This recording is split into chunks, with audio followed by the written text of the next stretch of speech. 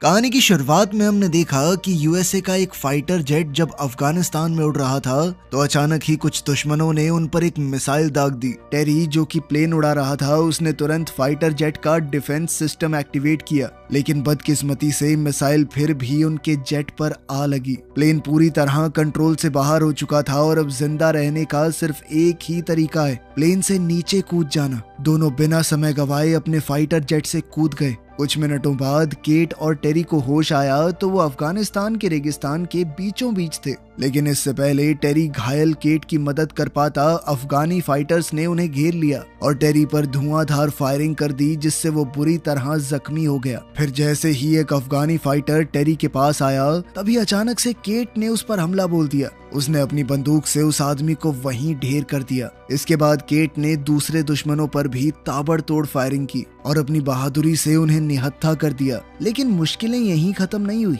अचानक एक और अफगानी फाइटर वहां आ गया और जब केट उस पर फायर करने लगी तो उसे एहसास हुआ कि उसकी बंदूक में तो गोलियां खत्म हो चुकी हैं। मजबूरन उसने वहां से भाग निकलने का सोचा, लेकिन इससे पहले कि वो दुश्मन के हाथों मारी जाए टेरी ने हिम्मत जुटाई और उस अफगानी फाइटर को गोली से उड़ा दिया। इस बहादुरी के बाद टेरी अपनी आखिरी सांसें गिन रहा था। इस हादसे से केट पूरी तरह टूट चुकी थी। वो अपने साथी के पास गई तो टेरी ने उससे माफी मांगी क्योंकि वो उन दोनों को उस मुश्किल से बाहर नहीं निकाल पाया। ये सुनकर केट की आंखें भर आई। अब उसका सिर्फ एक मकसद था, किसी भी तरह रेस्क्यू टीम से बात करना।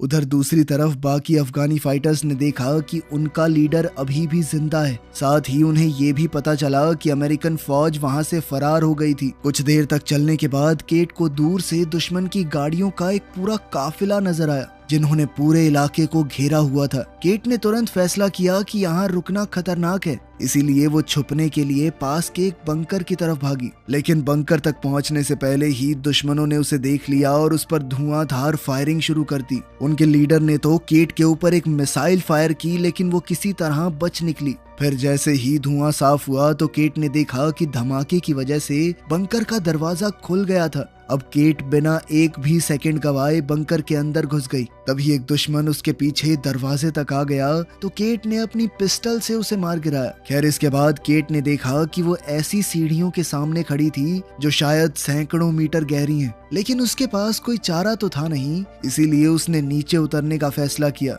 उसे कुछ भी समझ नहीं आ रहा था कि ये कैसी जगह है, पर फिर भी वो धीरे धीरे आगे बढ़ रही थी। तभी पीछे से उसे दुश्मनों के आने की आहट सुनाई दी तो बाहर का रास्ता ढूंढने के चक्कर में केट और अंदर चली गई। फिर जैसे ही वो बंकर के एक हिस्से में गई तो उसे बहुत गंदी स्मेल आई और थोड़ी आगे जाकर उसकी आंखों के सामने जो खौफनाक मंजर आया उसे देखकर वो बहुत बुरी तरह डर गई। असल में वहाँ किसी की लाश बहुत बुरी हालत में पड़ी थी। इतना ही नहीं बल्कि केट को वहाँ एक रहस्यमयी डिवाइस भी मिला जिसके साथ कई कागज और रिकॉर्ड्स मौजूद थे जिनमें यहाँ पर हो रहे भयानक एक्सपेरिमेंट्स के बारे में लिखा गया था। उसी पल अचानक उसे दुश्मनों के आने की आहट सुनाई दी तो केट तुरंत अपनी लाइट स्टिक को दूर फेंककर एक बड़े पिलर के पीछे छुप गई। उसी पल अफगानी फाइटर में से एक ने जनरेटर ऑन कर दिया जिसके चलते चारों तरफ रोशनी हो गई और तभी एक भयानक राज का पर्दाफाश हुआ। असल में वहाँ सैकड़ों कैप्सूल थे जिनमें इंसानों की लाशें बंद करके रखी गई थी। अब जैसे ही दुश्मनों का ध्यान हिला तो इस मौके का फायदा उठाते हुए केट ने अपनी फाइटिंग स्किल्स का इस्तेमाल करके अचानक उनमें से एक की बंदूक छीन ली। केट को देखते ही अफगानियों ने एक के बाद एक उस पर धुआंधार फायरिंग शुरू कर दी जिसके चक्कर में एक कैप्सूल टूट गया और उसके अंदर रखी हुई लाश जमीन पर आ गिरी। अब अपनी जान बचाने के लिए केट पास ही में मौजूद एक हैच में नीचे उतर गई। जैसे ही उनके लीडर ने देखा कि केट सुरंग में घुस गई है तो उसने अपने आदमी को उसका पीछा करने का हुक्म दिया ताकि उसे चारों तरफ से घेरा जा सके। फिर उसने चिल्लाकर दूसरे आदमी को वहीं रुकने को कहा ताकि अगर केट वापस लौट कर आए तो भी बच ना पाए। वो आदमी अपनी जगह संभालते हुए धीरे धीरे उस लाश की तरफ बढ़ रहा था जो कैप्सूल से गिरी थी। उधर केट बिना कोई आवाज किए सुरंगों के अंदर रेंगती हुई आगे बढ़ रही थी। जैसे ही उसके पास एक दुश्मन हैच की जांच करने आया तो केट बिल्कुल पत्थर की तरह जमकर खड़ी हो गई। इसी दौरान जो आदमी पहरा दे रहा था उसने सोचा कि गिरी हुई लाशों को एक पर्दे से ढक देता हूँ। उसे बिल्कुल अंदाजा नहीं था कि उनमें से एक क्रीचर अभी भी जिंदा था और संभलने से पहले ही उस क्रीचर ने उस पर हमला बोल दिया। उसी पल केट किसी तरह इमरजेंसी एग्जिट की सीढ़ियों तक पहुंच गई, लेकिन तभी अफगानों का लीडर मलिक उसके सामने आ गया। उधर दूसरे फाइटर ने अपने साथी की लाश देखी जिसे वो भयानक क्रीचर नोच नोच कर खा रहा था। अब वो डर के मारे जोर जोर से अपने सरदार को मदद के लिए बुलाने लगा। इसी मौके का फायदा उठाते हुए केट ने अपनी फ्लेयर गन से उस आदमी के सीने पर गोली चला दी। फिर तुरंत ही उसने जमीन पर गिरी दुश्मन की राइफल उठाई और एक एक करके सभी को मार डाला। इसके तुरंत बाद केट ने वहां एक ग्रेनेड फेंक दिया और सीढ़ियों पर चढ़ने लगी। फिर जैसे ही केट ऊपर तक पहुंची तो अचानक एक अफगान ने उसका पैर पकड़कर उसे खींच लिया। केट संभल भी नहीं पाई कि उतने में उस आदमी के चेहरे पर वो भयानक क्रीचर टूट पड़ा और उसे भी निगलने की कोशिश करने लगा। ये सब देखकर केट बहुत ज्यादा घबरा गई और बाहर की तरफ भागने लगी। क्रीचर ने उसे पकड़ने की कोशिश की लेकिन केट किसी तरह बंकर से बाहर निकल गई। अब इस क्रीचर को अंदर ही कैद करने के लिए केट ने बंकर के दरवाजे को जंजीरों से बंद कर दिया। पर जैसे ही वो वहां से निकलने वाली थी तो एक और दुश्मन उसके सामने आ गया। लेकिन जब उस आदमी ने देखा कि वो क्रीचर बंकर से बाहर निकलने की कोशिश कर रहा है तो वो डर के मारे वहां से भाग निकला। तब केट भी अपनी जान बचाकर फरार हो गई, लेकिन कुछ दूर जाते ही अपनी गहरी चोट की वजह से वो जमीन पर गिर पड़ी। इस दर्द को सहने और चलना जारी रखने के लिए उसने दवाई का सहारा लिया। फिर कुछ दूर जाने पर अचानक फौजियों की गाड़ी उससे जा टकराई। जैसे ही फौजियों को एहसास हुआ कि ये तो उनकी ही साथी है तो वो तुरंत उसकी मदद के लिए दौड़े। फिर अगले दिन केट को आर्मी कैंप में ले जाया गया। वहाँ उसकी मुलाकात यहाँ के मेजर रॉय से हुई तो केट ने उसे समझाने की कोशिश की कि उस बंकर में कुछ बहुत ही गलत हो रहा है, लेकिन रॉय ने उसकी बातों पर विश्वास नहीं किया। उसने कहा कि लड़ाई के बाद से हालात काफी बिगड़ चुके हैं, इसलिए इस वक्त उनका पूरा ध्यान मेन मिशन पर होना चाहिए। गुस्से में केट ने उस भयानक क्रीचर के बारे में विस्तार से बताया जिसे उसने भागते वक्त देखा था, लेकिन रॉय अपने फैसले से हिला नहीं। केट को जो डिवाइस लैब में मिला था रॉय ने उसे भी अपने कब्जे में ले लिया और उसे कैंप के डॉक्टर के पास भेज दिया। इसी बीच सैनिकों की एक टुकड़ी एक कैदी को लेकर वहां पहुंची तो रॉय ने कहा कि इससे पूरी जानकारी निकलवाओ। वहीं बाहर सार्जेंट टॉम केट को शांत करने के लिए आया क्योंकि वो रॉय के रवैये से काफी गुस्से में थी। खैर बाद में जब पैरामेडिक के पास केट का इलाज चल रहा था तो सार्जेंट टॉम सार्जेंट जोन्स के साथ वहां पहुंचा। उन्होंने केट से कहा कि हमें तुम्हारी बात पर पूरा भरोसा है, लेकिन बंकर में वापस जाने से पहले उन्हें ये जानना जरूरी है कि वहां हुआ क्या था। ये सुनते ही केट ने एक रशियन लाइन लिखी जो उस बंकर के दरवाजों पर लिखी हुई थी। उसकी याददाश्त बहुत तेज है तो उसे सब कुछ अच्छे से याद था, लेकिन केट ये नहीं जानती थी कि आखिर इसका मतलब क्या है। तभी अफगानी कैदी ने बीच में कहा कि ये एक चेतावनी है, इसका मतलब है कि इसे खोलना मना है। इसके साथ ही उस आदमी ने दावा किया कि केट ने उस बंकर के बारे में जो कुछ भी बताया सच उससे कहीं ज्यादा भयानक था, इतना कि वो लोग सोच भी नहीं सकते। इस बात पर टॉम थोड़ा उलझन में पड़ गया। उसने कहा कि अगर उस पर रशियन भाषा में लिखा गया है तो लगभग 30 साल पहले उसे बंद कर दिया गया होगा, क्योंकि 30 साल से यहाँ पर रशिया से कोई नहीं आया। तभी डॉक्टर ने उसकी बात को काटते हुए कहा कि कोई भी इंसान इतने सालों तक बंद रहकर जिंदा नहीं रह सकता। इस पर उस कैदी ने एक और खौफनाक बात कही। उसने बताया कि उस बंकर के अंदर जो जीव जिंदा है वो इंसान है ही नहीं। इस बात ने पूरे ग्रुप को गहरी चिंता में डाल दिया।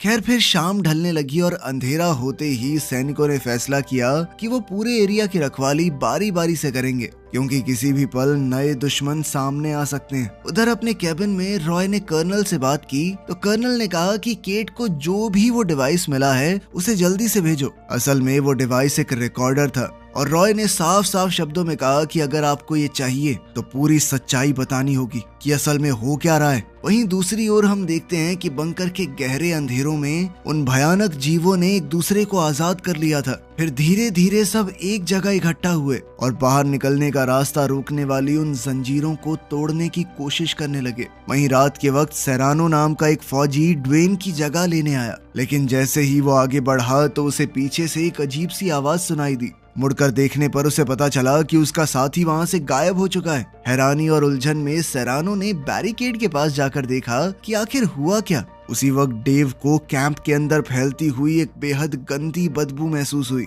और शक होने पर वो आसपास देखने निकल गया। तभी उसे दूर से वो भयानक क्रीचर सीधा बेस की तरफ दौड़ते हुए नजर आए तो डेव ने पूरी ताकत से चीख कर सबको बताना चाहा। अलार्म सुनते ही पूरी टुकड़ी ने अपना सामान उठा लिया और तुरंत लड़ाई के लिए तैयार हो गए। पल भर में ही सभी सैनिकों ने बैरिकेड पर अपनी जगह ले ली। और जो कुछ भी हिलता डुलता दिखाई दिया उस पर गोलीबारी शुरू हो गई। अब रॉय को पूरी तरह समझ आ गया कि केट सच बोल रही थी। उसने सार्जेंट टॉम को ऑर्डर दिया कि टुकड़ी की अगुवाई करो और सभी खतरनाक हथियारों का पूरी तरह इस्तेमाल करना। इसके बाद सैनिक हमला करके उन क्रीचर्स को खत्म करने की कोशिश करने लगे, लेकिन अचानक ड्वेन पर एक क्रीचर पीछे से टूट पड़ा और सिर्फ एक ही वार में उसका सर धड़ से अलग कर दिया। यह नजारा देखकर उन सबके हाथ पैर फूल गए थे। सिएना ने घबराकर उस क्रीचर पर गोलियां चला दी और उसे दीवार से नीचे गिरा दिया। तुरंत ही पैरामेडिक दौड़कर ड्वेन की मदद करने पहुंचा, लेकिन वो क्या ही कर सकता था। उसी पल उन भयानक क्रीचर्स में से एक ने अचानक उछलकर सैनिकों पर हमला करने की कोशिश की, लेकिन टॉम ने फौरन अपनी बंदूक से गोली चला दी, जिससे वो क्रीचर सीधा मेजर की हट के अंदर जा गिरा। फिर बिना एक भी पल गवाए रॉय उस पर टूट पड़ा और अपनी बंदूक से लगातार वार करने लगा। गोलियों की बौछार से उस क्रीचर के शरीर का एक हिस्सा पूरी तरह नष्ट हो गया। अब कैंप के बाहर सैनिक अलग अलग दिशाओं में फैल गए थे ताकि जितना हो सके उतने क्रीचर्स का सामना किया जा सके। इसी बीच जैसे ही टॉम ने अपनी फ्लेयर जलाई तो उसे दूर से और भी ज्यादा क्रीचर्स आते हुए नजर आए। ये देखकर उसने जोर से पूरी टुकड़ी को तुरंत पीछे हटने को कहा, लेकिन पीछे हटने से पहले ही बदकिस्मती से 2 सैनिक उन क्रीचर्स का शिकार हो गए। साथ ही एक तीसरा फौजी जो वॉशरूम में छुपने की कोशिश कर रहा था वो भी पकड़ा गया। उधर जैसे ही केट को एक क्रीचर के पास आने की आवाज आई तो उसने जल्दी से हथियारों की संदूक खोलने की कोशिश की, लेकिन वो संदूक नहीं खुली और कैबिन के अंदर घुसते ही उस क्रीचर ने केट पर जोरदार हमला बोल दिया। इसके बाद उस भयानक क्रीचर ने अपनी लंबी जुबान से उसे जकड़ने की कोशिश की। अफगानी कैदी ने जैसे तैसे खुद को आजाद किया और जल्दी से वो हथियारों वाली क्रेट खोल दी। फिर उसने जल्द ही एक मशेटी उठाई और पूरी ताकत से क्रीचर पर जोरदार वार किए, जिसके बाद वो क्रीचर जमीन पर गिर पड़ा और केट तब भी गुस्से से लगातार उस पर वार करती रही। वहीं बाहर कैंप में पूरी तरह अफरा तफरी मची हुई थी। एक फौजी अपनी मशीन गन से लगातार उन क्रीचर्स पर हमला कर रहा था, लेकिन मौका मिलने पर एक क्रीचर ने उसे भी मार डाला। इसके बाद वो भारी बंदूक फायर करते हुए अपने आप घूमने लगी और गोलियां सीधा फ्यूल कैंस पर जा लगी। अगले ही पल पूरे कैंप में एक भयानक विस्फोट हुआ और इस धमाके के बाद सैनिकों ने देखा कि एक क्रीचर बिल्कुल उनके सामने खड़ा था। तब उन सब ने मिलकर आखिरकार उसे मार डाला। उसी पल मेजर ने देखा कि उसकी बंदूक की गोलियां खत्म हो गई थी। वो कुछ कर पाता उससे पहले ही एक क्रीचर ने उस पर जबरदस्त हमला कर दिया। तब केट और अफगान कैदी के साथ बाकी सैनिक तेजी से बैरिकेड की तरफ भागे। साथ ही जोन्स ने तुरंत कैदी को अपनी गिरफ्त में ले लिया। अचानक छाई खामोशी को महसूस करते ही टॉम समझ गया कि अब यहाँ रुकना खतरनाक है। उसने सियाना को तुरंत हथियारों के बेस की तरफ दौड़ने का हुक्म दिया, जबकि वो खुद पैरामेडिक के साथ मेजर को ढूंढने निकल पड़ा। कैबिन में पहुंचते ही सैनिक ने उस क्रीचर पर एक स्टन ग्रेनेड फेंका और इसी मौके का फायदा उठाते हुए रॉय ने अपना बेसबॉल बैट उठाया और एक जोरदार वार के साथ क्रीचर को गिरा दिया। इसके बाद सबने मिलकर अपने सीनियर ऑफिसर को बचाया और उसे आर्मरी में ले गए, जहां डेव और बाकी सैनिक के कंटेनर को खोलने की कोशिश कर रहे थे। इसी बीच सैनिक बड़ी टुकड़ी के पास लौटे, लेकिन अचानक एक क्रीचर ने उन पर हमला कर दिया। अब केट ने कंटेनर से एक कुल्हाड़ी उठाई और सीधा क्रीचर की पीठ पर चढ़ गई। केट ने उस क्रीचर को काफी हद तक घायल कर दिया, जिसके बाद टॉम ने आगे बढ़कर उसे पूरी तरह खत्म कर दिया। फिर रास्ता साफ होते ही पूरा ग्रुप दौड़कर कंटेनर के अंदर घुस गया। दरवाजा बंद करने के बाद उन्होंने थोड़ी देर के लिए आराम किया और फिर आगे क्या करना है ये सोचने लगे। सुबह होते ही जब सैनिकों ने कंटेनर का दरवाजा खोलकर कैंप का जायजा लिया तो अपनी आंखों के सामने का मंजर देखकर वो दंग रह गए। असल में वहाँ ना तो कोई क्रीचर था और ना ही मरे हुए सैनिकों की लाशें। थोड़ी देर ढूंढने के बाद उन्हें आखिरकार एक क्रीचर की लाश मिली तो सब मिलकर उसे ध्यान से देखने लगे ताकि ये समझ सकें कि आखिर इस भयानक क्रीचर का राज क्या है।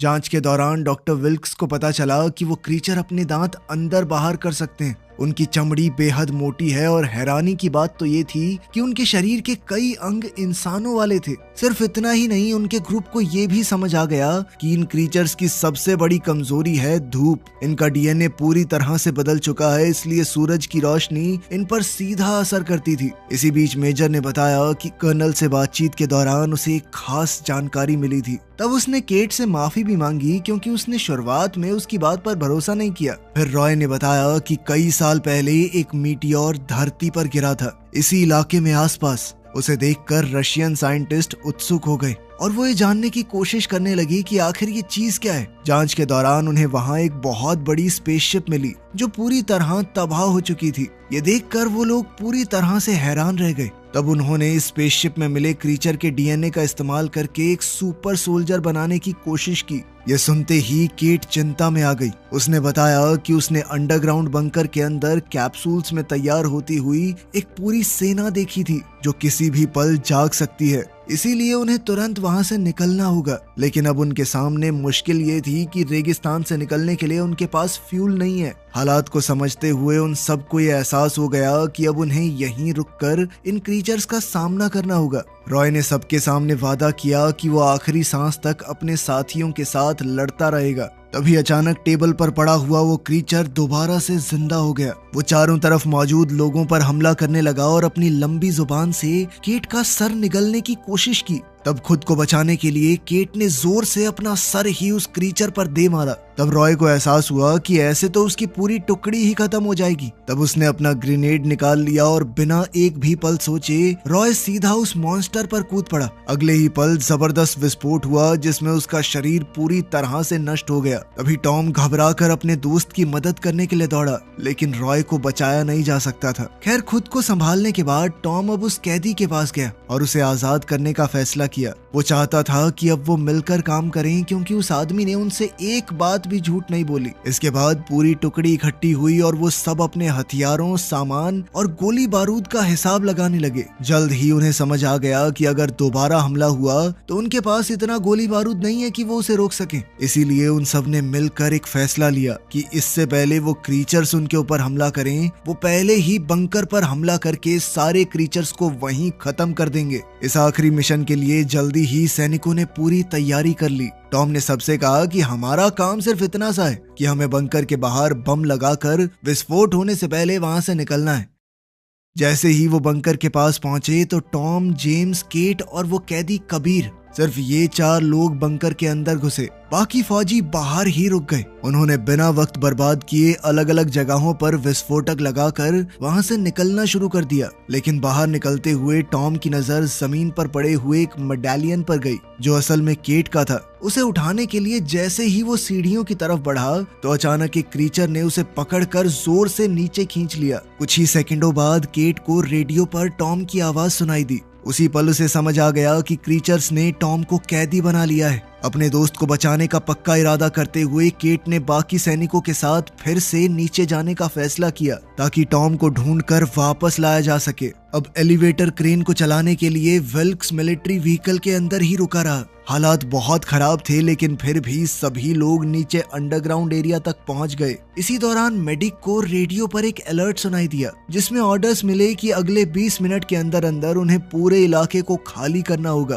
तब घबराकर विल्क्स ने तुरंत सबको बताया कि हमें जल्दी निकलना है, जल्दी करो। इसके बाद पूरी टुकड़ी टॉम की तलाश में निकल पड़ी, जबकि डेव एलिवेटर की सुरक्षा के लिए अपनी जगह पर ही बना हुआ था। उधर टॉम ने किसी तरह अपनी जेब में मौजूद चाकू का इस्तेमाल करके उस क्रीचर को खत्म कर दिया जिसने उसे बंदी बनाकर रखा हुआ था। आजाद होते ही वो अपने साथियों को ढूंढने निकल पड़ा। जैसे ही बाकी सब बंकर की लैब में पहुंचे तो वहां का मंजर देखकर सभी सन्न रह गए। चारों तरफ उन लोगों की लाशें बिखरी हुई थी जिन्हें क्रीचर्स ने मार डाला था। और जैसे जैसे वो सेंट्रल कैप्सूल के करीब पहुंचे तो उनके सामने एक और भी ज्यादा भयानक नजारा था। उस कैप्सूल के अंदर एक बहुत बड़ा मॉन्स्टर तैयार हो रहा था। इसी बीच टॉम पर पीछे से एक क्रीचर ने अचानक हमला कर दिया, लेकिन जैसे ही उसे केट की आवाज सुनाई दी तो वो तुरंत लैब की तरफ भागा जहां उसके साथियों ने अपने हथियारों से उस क्रीचर को खत्म कर दिया।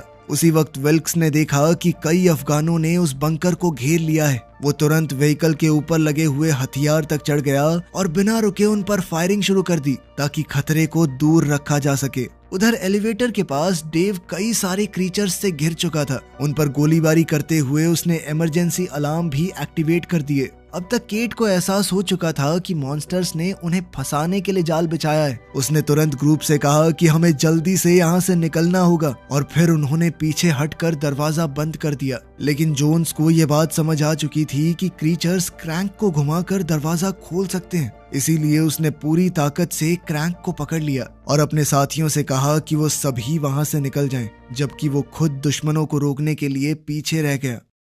उधर बाहर विल्क्स की बंदूक की गोलियां खत्म हो गई थी। उसने जल्दी जल्दी रीलोड करने की कोशिश की, लेकिन उसे बिल्कुल अंदाजा नहीं था कि एक अफगानी बिल्कुल उसके नीचे मौजूद था। इसी बीच बंकर से निकलते हुए सियाना के कानों में पीछे से एक भयानक गरज सुनाई दी। वो खुद वहीं रुक गई ताकि उसके बाकी साथी सुरक्षित तरीके से एग्जिट तक पहुंच सकें। थोड़ी ही देर में पूरी टुकड़ी एलिवेटर तक पहुंच चुकी थी, लेकिन जैसे ही टॉम को एहसास हुआ कि सियाना उनके साथ नहीं है तो उसने तुरंत उसे बचाने का फैसला किया। उसने बाकी सबको ऑर्डर्स दिए कि अगर मैं 5 मिनट के अंदर अंदर बाहर नहीं आया तो सारे बॉम्ब्स एक्टिवेट करके वहां से निकल जाना। उधर सियाना पर एक क्रीचर ने अचानक हमला कर दिया। वो आसपास पड़े सामान का इस्तेमाल करके अपने दुश्मन का सामना कर रही थी। गुस्से में वो लगातार वार करती रही और आखिरकार उसने क्रीचर को खत्म कर दिया। लेकिन तभी पीछे से एक और क्रीचर आया और उसके चेहरे के एक हिस्से को बुरी तरह नोच लिया। ये वार इतना भयानक था कि सियाना की मौके पर ही मौत हो गई। ये देखकर टॉम गुस्से से भर गया। उसने एक चाकू उठाया और डस्टबिन के ढक्कन को ढाल बनाकर क्रीचर से लड़ने लगा। वहीं जोन सब इस सब से बहुत थक चुका था। उसने दरवाजे से हटकर अपना डेटोनेटर निकाला और अपने दोस्तों को बचाने के लिए खुद शहीद हो गया। इस जबरदस्त विस्फोट में उसके आसपास मौजूद सारे म्यूटेंट खत्म हो गए। धमाके की आवाज सुनते ही टॉम समझ चुका था कि अब वहां रुकना मौत को दावत देने के बराबर है। उसने तुरंत वहां से भागने का फैसला किया। वहीं बाहर एक अफगानी ने पैरामेडिक पर हमला बोल दिया। वो अपने चाकू से विल्क्स को मारने ही वाला था, लेकिन उसने जैसे तैसे अपनी जान बचाई। फिर हर एक दुश्मन से बहादुरी से लड़ते हुए उसने क्रेन एक्टिवेट की ताकि वो पूरे ग्रुप को ऊपर खींच सके। लेकिन दिक्कत ये थी कि ब्लास्ट के चलते मैकेनिज्म का एक हिस्सा डैमेज हो गया था, जिस वजह से गाड़ी आगे की तरफ चलने लगी। विल्क्स ने घबराकर गाड़ी को रोकने की पूरी कोशिश की। वहीं एलिवेटर के अंदर केट, कबीर और डेव एक साथ मिलकर दर्जनों क्रीचर्स का सामना कर रहे थे। अचानक एक क्रीचर ने अपनी बाजू से डेव के सर पर वार किया और वो वहीं पर ढेर हो गया। जैसे ही पैरामेडिक को समझ आया कि क्रेन को अब रोका नहीं जा सकता, तो उसने गाड़ी की दूसरी तरफ कूदने का फैसला किया। इसी बीच उनकी लड़ाई के दौरान कबीर को सीढ़ियों के ऊपर मिलिट्री व्हीकल दिखाई दिया, लेकिन तभी एक क्रीचर ने उसे पकड़ लिया और कबीर समझ चुका था कि अब उसका बचना मुश्किल है। उसने जोर से चिल्लाकर केट को प्लेटफॉर्म से कूदने को कहा। उसकी वजह से बिल्कुल ऐन मौके पर केट की जान बच गई, जबकि एक जबरदस्त धमाके में कबीर और बाकी सभी क्रीचर्स खत्म हो गए। कुछ सेकंडों बाद केट की मुलाकात टॉम से हुई। दूसरी तरफ विल्क्स पर अभी भी कुछ दुश्मन जानलेवा हमला करने वाले थे, लेकिन आखिरी पल पर उनकी टीम वहां आ पहुंची और अपने हथियारों से सबको खत्म कर दिया। थोड़ी देर बाद उनके ग्रुप ने देखा कि मिलिट्री प्लेन एक न्यूक्लियर मिसाइल फायर कर रहा है। तब वो लोग तुरंत एक गाड़ी में बैठकर वहां से भागने की कोशिश करने लगे। आखिरकार एक बड़ा बम जमीन पर आ गिरा और रेगिस्तान के कई किलोमीटर के इलाके में सब कुछ तबाह हो गया। इस धमाके में मुश्किल से सिर्फ 3 लोग अपनी जान बचा पाए थे। वो ये समझ चुके थे कि यह हमला इस बात को यहीं दबा देने के लिए किया गया था, और उन्होंने भी बिना पीछे देखे हमेशा के लिए उस जगह को छोड़ दिया। वीडियो पसंद आई तो लाइक कर देना, चैनल को सब्सक्राइब कर लेना। मिलते हैं अगली वीडियो में।